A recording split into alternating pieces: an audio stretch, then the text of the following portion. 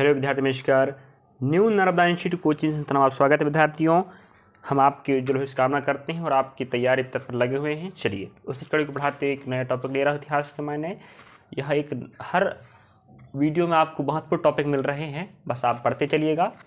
और जिस चीज़ का टॉपिक अगर आपको कवर करना है तो आप ज़रूर से कमेंट बॉक्स में लिख कर बोल सकते हैं, हाँ इस टॉपिक को कवर करवाइए, तो मैं वही टॉपिक कवर करवा दूंगा। चलिए यहाँ मैं नया टॉपिक ले रहा हूँ, विदेशी यात्रियों से मिलने वाली प्रमुख जानकारियाँ। तो यहाँ हम पहली बात, यहाँ मेन टॉपिक रहने वाला क्या है, टॉपिक का नाम मैं बता देता हूँ क्या रहेगा। यहाँ पर यहाँ दिया है विदेशी यात्रियों से मिलने वाली प्रमुख जानकारियाँ। तो जानकारी हमें तभी मिलेगी विदेशियों से जब उनका हमें पुस्तक का पता चलेगा। तो यहाँ पर विदेशी व्यक्ति रहेंगे, उनका पुस्तक रहेगा और पुस्तक में किस जानकारी हमें मिलने वाली, इतनी जानकारी हम पढ़ने वाले। और विद्यार्थी याद रखेंगे यहाँ से प्रश्न जरूर पूछता है, विदेशी व्यक्ति, पुस्तक, उस पुस्तक में क्या है जरूर पूछता है। ठीक है, तो कवर कर रहे हैं हम आपके लिए। चलिए पढ़ते रहिए और हमें साथ देते रहिए, आपका सहयोग हम आपके लिए बेहतर प्रयास करते रहेंगे आने वाले समय में। चलिए जैसे बात करें, यहाँ अलग अलग व्यक्ति रहने वाले हैं विदेशी। ठीक है, ए नंबर में आप मिलने वाला यूनानी रोमन लेखक।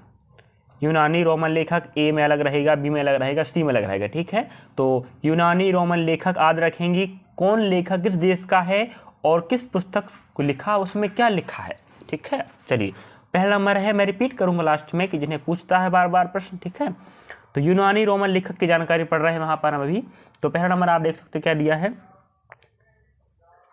टेसियस। टेसियस लेखक हैं, यह ईरान का राजवैद था। ठीक है, यह ईरान का राजवैद था, वेद जानते हो आप ना। ठीक है, भारत के संबंध में इसका विवरण आश्चर्यजनक कहानियों से परिपूर्ण होने के कारण अविश्वसनीय है। अब इसके बारे में ज़्यादा जानकारी मिलती नहीं, पहली बात। ठीक है, आश्चर्य की बात है इसमें, इसकी कहानियों को लोग बताते हैं जो विश्वास करने लायक नहीं है। बट याद रखें टेसियस। अगला है हेरोडोटस। हेरोडोटस जिन्हें कौन नहीं जानता, प्रतियोगिता तैयारी करने वाले विद्यार्थियों की जानकारी बात करें तो। बट जो नहीं पढ़ रहा उसकी बात अलग है, बट जो प्रतियोगिता तैयारी कर रहे हैं इन्हें जानने का अधिकार सबके पास है और नहीं जानते जरूर जाना है। चलिए यहाँ बात कर रहे हैं हम हेरोडोटस की, ये जानना जरूरी है। तो चलिए मैं एक बार रिपीट करूँगा जो वहाँ पर स्थान रखते हैं, मतलब आप ठीक है। हेरोडोटस, इसे इतिहास का पिता कहा जाता है, याद रखेंगे। इसने अपनी पुस्तक हिस्टोरिका में 5वीं शताब्दी ईसा पूर्व के भारत ईरान के संबंध का वर्णन किया है, परंतु इसका विवरण भी अनुश्रुतियों एवं अफवाहों पर आधारित है। ठीक है, अगर आप बात करें इतिहास का जनक या इतिहास का पिता किसे कहते हैं, क्या बोलेंगे आप, हेरोडोटस को। और इनकी पुस्तक का नाम क्या, हिस्टोरिका, जो 5वीं शताब्दी ईसा पूर्व की है, जो हमें क्या जानकारी देती है, भारत एवं ईरान के बीच संबंध का। लेकिन फिर भी माना जाता है कि यह जो जानकारी है वो ठीक नहीं है, बट हमें पढ़ना पड़ेगा कि हेरोडोटस इतिहास के पिता के नाम जाने जाते हैं। उनकी पुस्तक हिस्टोरिका है जो भारत और ईरान की जानकारी देती है। ठीक, अगला देखते हैं सिकंदर। हम यूनानी और क्या पढ़ रहे हैं, रोमन लेखक। ठीक है, सिकंदर। सिकंदर सब जानते, थर्ड नंबर देख सकते हो। सिकंदर एक साथ आने वाले लेखकों में निरियाकस, आनेक्रिस्टस तथा आस्ट्रियोबुलस के विवरण अधिक प्रमाणित एवं विश्वसनीय हैं सिकंदर के साथ आने वाले लेखकों में। तो यहाँ पर सिकंदर आए थे, यूनानी थे, और इनके साथ और लेखक आए थे, मैं नाम बता दिया हूँ, निरियाकस, आनेक्रिस्टस तथा आस्ट्रोबुलस, इन्हें भी याद रखेंगे। ठीक है, जो बहुत इनकी जो पुस्तक है इसमें जानकारी बहुत क्या है, प्रमाणिक एवं विश्वसनीय है। बाकी ऊपर वाले जो आप देख चुके होंगे उनके बारे में क्या बोला, अफवाहें बोल रहे हैं, बट इनके जो पुस्तक हैं, इन जो जानकारी लिखे हैं बहुत विश्वसनीय एवं प्रमाणिक है। ठीक है, अगला है चौथा नंबर देख सकते हो, मैगस्थनीज।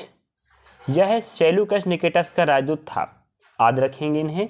मैगस्थनीज यह सेल्यूकस निकेटस का राजदूत था जो चंद्रगुप्त मौर्य के दरबार में आया था। इसने अपनी पुस्तक इंडिका में मौर्य युगीन समाज एवं संस्कृति के विषय में लिखा। विद्यार्थियों यहाँ से प्रश्न कई बार और किताने प्रश्न बना के पूछ चुका है। कि मैगस्थनीज कहाँ का रहने वाला था, तो आप क्या बताएंगे, यूनानी था। किसका राजदूत था, सेल्यूकस का पूछ सकता है। किसके दरबार में आया था, चंद्रगुप्त मौर्य दरबार में आया था। और इनकी पुस्तक का नाम इंडिका है। इस पुस्तक में क्या लिखा है, किसकी जानकारी, मौर्ययुगीन समाज एवं संस्कृति के जानकारी साझा करता है। इतनी जानकारी आपको विदित होनी चाहिए मैगस्थनीज के बारे में, ठीक है। अगला देख सकते हो आप लोग, डायमैकस। अगला नाम है, यूनानी हम रोमन लिख पढ़ रहे हैं, याद रखेंगे, डायमैकस। यह सीरियन नरेश अंतियोकस का राजदूत था जो बिंदुसार के राज दरबार में आया था। याद रखेंगे, लेखक या विदेशी व्यक्ति कहाँ का था, किसका राजदूत था और किसके दरबार में आया था, ठीक है। बिंदुसार आप जानते होंगे, मैं पढ़ाया हूँ, नहीं जानते तो आप गलती है, पढ़िए और देखिए वीडियो, ठीक है। बिंदुसार, बिंबिसार अलग है, बिंदुसार अलग है। इसका विवरण भी मौर्य युगीन से संबंधित है। अब आपको विदित होनी चाहिए कि चंद्रगुप्त मौर्य का बेटा बिंदुसार, बिंदुसार का बेटा कौन है, अशोक, याद रखेंगे। तो बिंदुसार आपके कौन से वंश से संबंधित राजा है, मौर्य वंश से संबंधित। मौर्य वंश संस्थापक चंद्रगुप्त मौर्य हैं, उनके बाद बिंदुसार, बिंदुसार के बाद कौन है, अशोक है, ठीक है। अगला है 7 नंबर, आप देख सकते हो,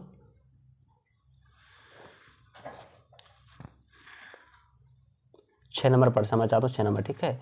6वें नंबर देख सकते हो आप लोग, डायोनीसियस। यह मिस्र नरेश टॉलमी फिलेडेल्फस का राजदूत था जो अशोक के दरबार में आया था। तो आपको पूछा जाएगा कि डायोनीसियस किसके दरबार में आया था, आप क्या बोलेंगे, अशोक, जो मौर्य वंश का 3rd नंबर का शासक है, ठीक है। टॉलमी 7 नंबर आप देख सकते, टॉलमी, इसने दूसरी शताब्दी में भारत का भूगोल नामक पुस्तक लिखी, याद रखेंगे, इसको भी पूछ चुका है। टॉलमी कहाँ रहने वाले थे, मिस्र के। और रही बात, टॉलमी का संबंध भारत का भूगोल पुस्तक से है, ठीक है। तो भारत का भूगोल पुस्तक किसने लिखा है, टॉलमी, याद रखेंगे। अगला नंबर देख सकते हो, प्लिनी। जो प्लिनी है, इसने प्रथम शताब्दी में नेचुरल हिस्ट्री नामक पुस्तक लिखी। इसमें भारतीय पशुओं, पेड़ पौधों, खनिज पदार्थों आदि के बारे में विवरण मिलता है, ठीक है। तो याद रखेंगे, टॉलमी की पुस्तक का नाम क्या, भारत का भूगोल, और प्लिनी की पुस्तक का नाम क्या है, नेचुरल हिस्ट्री। और इसमें क्या मिलता है, भारत की पशुओं, पेड़ पौधों, खनिज पदार्थों के बारे में मिलता है, याद रखेंगे, ठीक है। अगला हम लेते हैं यहाँ पर, अब 9 नंबर देख सकते हो आप लोग, पेरिप्लस ऑफ द इरिथ्रियन सी। इनकी पुस्तक, इस पुस्तक के लेखक के बारे में जानकारी नहीं है। यह लेखक करीब 80 ईस्वी में हिंद महासागर की यात्रा पर आया था। इसने उस समय के भारत की बंदरगाहों तथा व्यापारिक वस्तुओं के बारे में जानकारी दी, ठीक है। देखो, यूनानी एवं रोमन लेखक तो है, बट इसके पुस्तक की जानकारी नहीं मिलती है। बट इसके बारे में जो थोड़ा बहुत जानकारी है, तो वो कहता है जानकारी कि भारत के बंदरगाहों और बंदरगाहों में हो रहे व्यापारिक वस्तुओं के बारे में जानकारी कौन देता है, पेरिप्लस ऑफ द इरिथ्रियन सी, ठीक है। अगला बी नंबर है, जो बहुत है काम का है। ए नंबर आप देखे हो, यूनानी एवं रोमन लेखक। हमने लेखक का नाम बताया है, पुस्तक बताए हैं, और किसके दरबार में आए थे और कहाँ पर आए थे, और उस पुस्तक से संबंधित जानकारी क्या है, जो बहुत महत्वपूर्ण है। चलिए अब बी नंबर लेते हैं हम। बी नंबर भी काम का है विद्यार्थियों, ठीक है। बी नंबर कहता है, पहला नंबर देख सकते हो, बी नंबर में क्या है, चीनी लेखक। तो चीनी लेखक याद रखेंगे कौन कौन आए थे, मैं रिपीट करूंगा बाद में कि कौन, किसे याद रखना है आपको अच्छी तरीके से। पहला, फाहियान। यह चीनी यात्री गुप्त नरेश चंद्रगुप्त द्वितीय के दरबार में आया था, याद रखेंगे। इसने अपने विवरण में मध्य प्रदेश के समाज एवं संस्कृति के बारे में वर्णन किया है। इसने मध्य प्रदेश की जनता को सुखी एवं समृद्ध बताया है। यह 14 वर्ष तक भारत में रहा, याद रखें भाई। जो चीनी यात्री कौन, फाहियान। चीनी यात्री कौन, फाहियान है, जो गुप्त नरेश चंद्रगुप्त द्वितीय के दरबार में आया था और मध्य प्रदेश के समाज एवं संस्कृति के बारे में जानकारी देता है, कौन, फाहियान। और इसने मध्य प्रदेश की जनता को क्या कहा, सुखी एवं समृद्ध बताया। अगर आप पूछा जाता है कि कौन चीनी लेखक ने मध्य प्रदेश की जनता को सुखी और समृद्ध बताया, तो आप क्या बोलेंगे, फाहियान। और भारत में कितने वर्ष रहा है भाई, 14 वर्षों तक भारत में रहा है, इसे याद रखेंगे। और मध्य प्रदेश के समाज और संस्कृति का वर्णन मिलता है इसकी पुस्तक में। और रही बात चीनी यात्री कौन, फाहियान गुप्त नरेश चंद्रगुप्त द्वितीय के दरबार में आया था, इसे याद रखेंगे। अब आता है सेकेंड नंबर कौन, शयुगन। शयुगन यह 518 ईस्वी में भारत आया था। इसने अपने 3 वर्षों की यात्रा में बौद्ध धर्म की प्राप्तियां एकत्रित की थी। ठीक है, बौद्ध धर्म की जानकारी इनकी पुस्तक मिलता है, कौन, शयुगमन के। अगला है ह्वेनसांग। ह्वेनसांग यह हर्षवर्धन के शासनकाल में भारत आया था।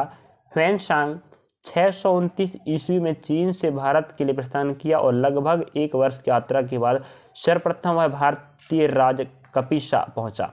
भारत में 15 वर्षों तक ठहर कर, ध्यान रखें 15 वर्ष तक ठहरा भाई। 645 ईस्वी में चीन लौट गया।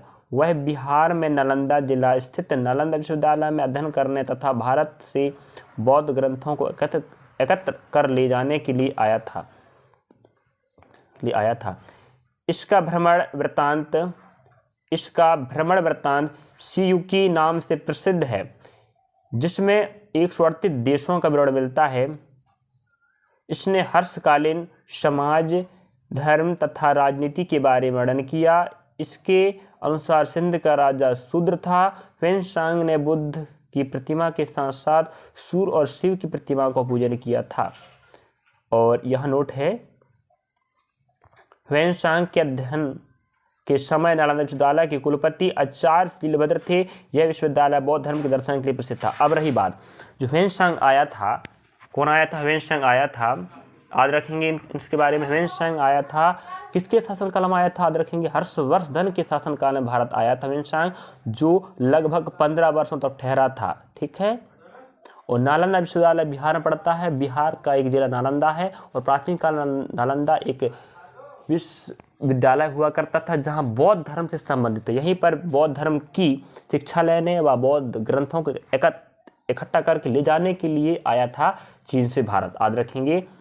और बाकी जानकारी आप पढ़ चुके, यहाँ मैं पढ़ के बता दिया हूँ। ठीक है, और जो ह्वेनसांग की पुस्तकों में जानकारी क्या मिलती है, क्योंकि वह हर्षवर्धन शासनकाल में आया था, तो हर्षकालीन जो भी जानकारी है, शिक्षा, स्वास्थ्य और हर्षवर्धन के बारे में, ठीक है, कि बौद्ध की प्रतिमा के साथ साथ सूर्य और शिव की पूजा पाठ करते थे, कौन, हर्षवर्धन। इसकी जानकारी कौन देता है, ह्वेनसांग का आपका।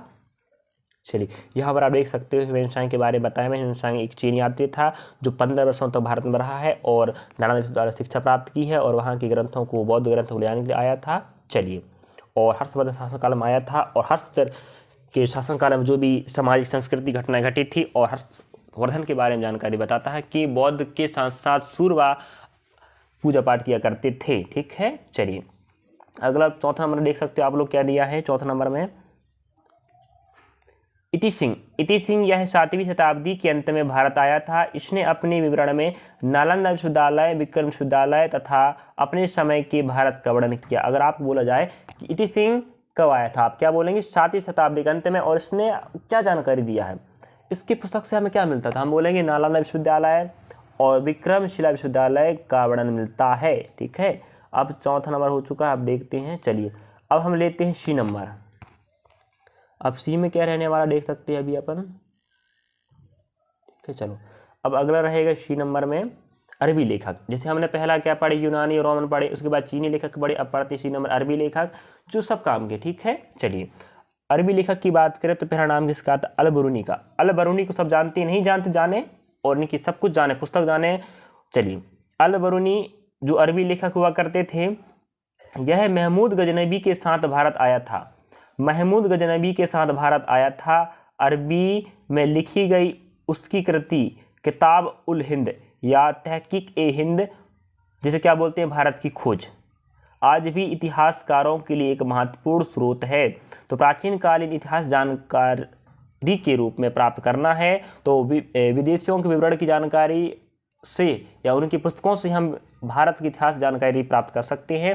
तो अल बरूनी जो महमूद गजनबी के साथ भारत आया था, और कहाँ का है, अरबी का है, अरबी लेखक है अल बरूनी, और इसकी कृति है जो अरबी में लिखी गई है किताब उल हिंद, जिसे हम तहकीक ए हिंदी भी कहते हैं, और हिंदी में बोले तो क्या बोलते हैं, भारत की खोज। याद रखेंगे, भारत की खोज वो एक अलग है। डिस्कवरी ऑफ इंडिया, एक भारत की खोज जिन्हें पंडित जवाहरलाल नेहरू लिखी, वो अलग है।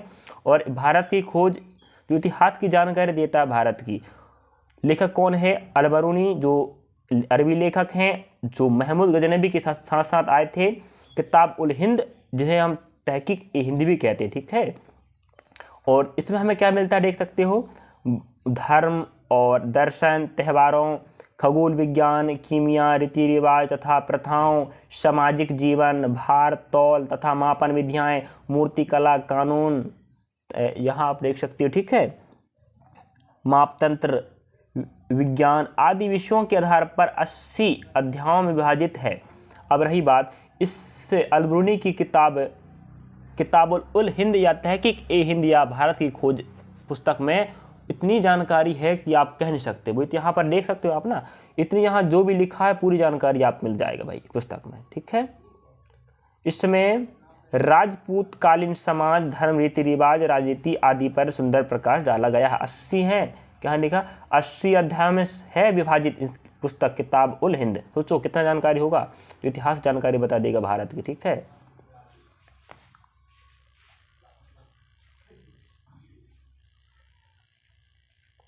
चलिए यहाँ पढ़ लेते हैं। जैसे यहाँ देख सकते हो आप लोग क्या दिया है। चलिए अगला नाम देख सकते हो आप क्या दिया है, इब्न बतूता। इब्न बतूता, इसके द्वारा अरबी भाषा में लिखा गया उसका यात्रा वृत्तांत, जिसे क्या बोलते हैं, रिहल्ला कहा जाता। जो इब्न बतूता था, इब्न बतूता जो अरबी था, अरबी भाषा में लिखा था, तो उसका यात्रा वृत्तांत है जिसे क्या बोलते हैं, रिहल्ला। 14वीं शताब्दी में भारतीय उपमहाद्वीप के सामाजिक तथा सांस्कृतिक जीवन के विषय में बहुत ही प्रचुर तथा सबसे रोचक जानकारियाँ देता है इस पुस्तक में, ठीक है। कब की? 14वीं शताब्दी में भारत के उपमहाद्वीप के सामाजिक सांस्कृतिक की जानकारी यहाँ मिलने वाली। 1333 ईस्वी में दिल्ली पहुँचने पर इसकी विद्वता से प्रभावित होकर सुल्तान मोहम्मद बिन तुगलक ने उसे दिल्ली का काजी या न्यायाधीश नियुक्त किया था। सोचो, तो इब्न बतूता था जो अरबी था, और जो अपने वृत्तांत है उसे क्या बोलते, रिहल्ला बोला जाता है। इसकी विद्वान, मतलब इसमें इतनी ज्ञान था कह सकते हो कि 1333 ईस्वी में दिल्ली पहुंचा, तो सुल्तान कौन, मोहम्मद बिन तुगलक ने इसे दिल्ली का काजी, तो काजी मतलब है वर्तमान में न्यायाधीश, नियुक्त किया था, ठीक है, समझे। चलिए अगला लेते हैं। अब डी नंबर रहेगा विद्यार्थियों, डी नंबर आप देख सकते हो क्या, अन्य लेखक, ठीक है। अन्य लेखक की बात करें तो यहाँ 2 लेखकों का नाम शामिल है, एक तारानाथ। चलिए आगे देख लेते हैं। यह एक तिब्बती लेखक था जिसने कंगयूर तथा तंगयूर नामक ग्रंथ की रचना की है। कंगयूर और तंगयूर नामक ग्रंथ की रचना की है। इसने भारत इतिहास के बारे में जानकारी मिलती है। जो तारानाथ हैं तिब्बती लेखक हैं, इनकी पुस्तक का नाम क्या है, ग्रंथ है कंगयूर और तंगयूर। यहाँ दोनों से हमें क्या मिलेगा, भारतीय इतिहास की जानकारी, ठीक है।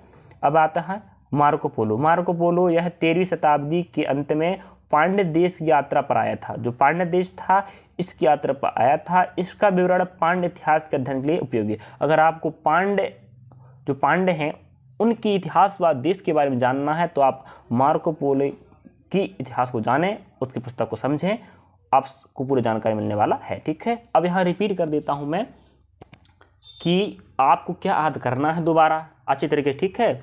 अब आपको याद करना है इब्न बतूता को पूरा याद कर लीजिए, ठीक है। सेकेंड नंबर का मैं ऊपर से रिपीट कर देता हूँ, ठीक है। चलिए अब हमने आपको पढ़ा रहे हैं विदेशी व्यक्ति, उन पुस्तक व पुस्तक की जानकारी क्या रखता है उस पुस्तक में, और लेखक कौन है और किसके शासनक्रम आए थे, कहाँ पर आए, ठीक है। देखो पहला याद करो चाहे ना करो कोई दिक्कत नहीं है। दूसरा याद कीजिएगा जो भी यहाँ डाटा है मैं पहले बता दिया। थर्ड नंबर सिकंदर याद कीजिएगा, चौथा भी याद कीजिएगा, और आपका 7 नंबर याद कीजिएगा, 8 नंबर याद कर लीजिएगा पुस्तक सहित भैया। इसके बाद चीनी लेखक की बात करें फाहियान याद कीजिएगा, और ह्वेन सांग याद कीजिएगा। इसके बाद आता है इति सिंह भी याद कीजिएगा, और अरबी लेखक की बात करें अलबरूनी याद कीजिएगा, और इब्न बतूता, और लास्ट में आप क्या है, मार्को पोलो, ठीक है। इस प्रकार मैंने रिपीट करके बताया विद्यार्थियों। जिन्हें मैं रिपीट करके बोला हूँ उन्हें कृपया करके याद कर लीजिएगा। विदेशी लेखक का नाम, कहाँ से आए थे, और पुस्तक का नाम क्या था, पुस्तक में क्या दिया है, पूरा जानकारी, ठीक है। रिपीट कर लेना पूरा, यहाँ बेसिक टू डिटेल है, यहाँ पर देख सकते हैं आप लोग, ठीक है। चलिए थैंक यू, धन्यवाद। पढ़ते रहिएगा, हम आपकी तैयारी पर खरा उतरेंगे साथ देने के लिए। बस आप अपनी पढ़ाई को बनाए रखें, सफलता आप कदम चूमेगी। चलिए थैंक यू, धन्यवाद।